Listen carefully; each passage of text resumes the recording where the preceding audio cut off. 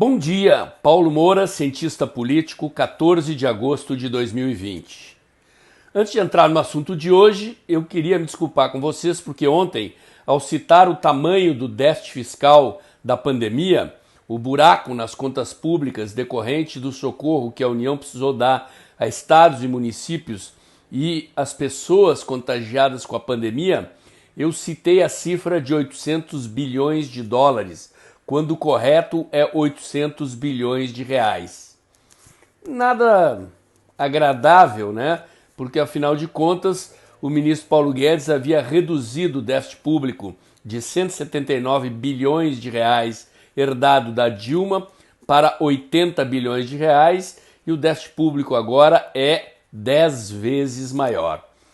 E já que o assunto é o Ministério da Economia, uma suíte de ontem, eu queria comentar o estilo de desembarque do governo dos membros da equipe do ministro Paulo Guedes em comparação com a saída de outros, como Mandetta e Moro, principalmente.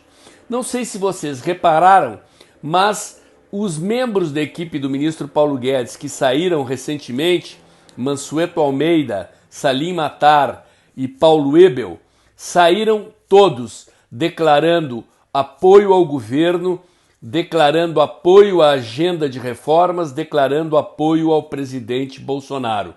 Ao contrário de Mandetta e Moro, que saíram atirando e continuam atirando contra o governo. O que isso nos ensina? Duas coisas. Primeiro, quem tem caráter e quem não tem caráter.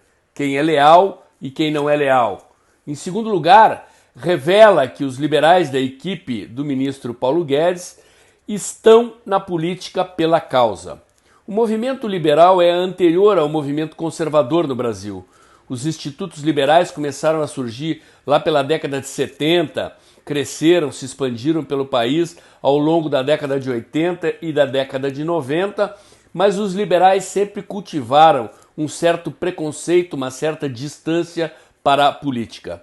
A equipe do ministro Paulo Guedes se constitui de membros do movimento liberal, alguns deles são os pioneiros, portanto, do desafio de encarar a política e estão descobrindo que o mundo dos livros, das ideias e dos colóquios é muito diferente do mundo da política.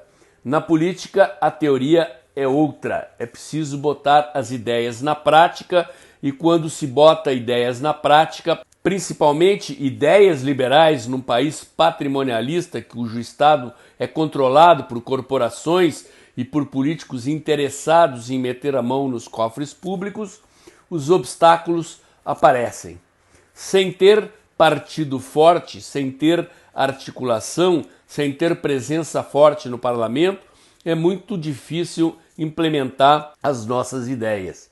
Isto vale para liberais e vale para conservadores. Fica a dica, é hora de pensar nas eleições, é hora de eleger vereadores, de preparar o terreno para que em 2022 a bancada de sustentação do governo do presidente Bolsonaro, esperemos, da reeleição do presidente Bolsonaro, seja mais forte, maior, mais organizada e mais experiente do que esta bancada que nós temos, dispensando o presidente de ter que se aliar com o Centrão para fazer valer a agenda de reformas em nome das quais se elegeu. O comentário de hoje era esse, até o próximo.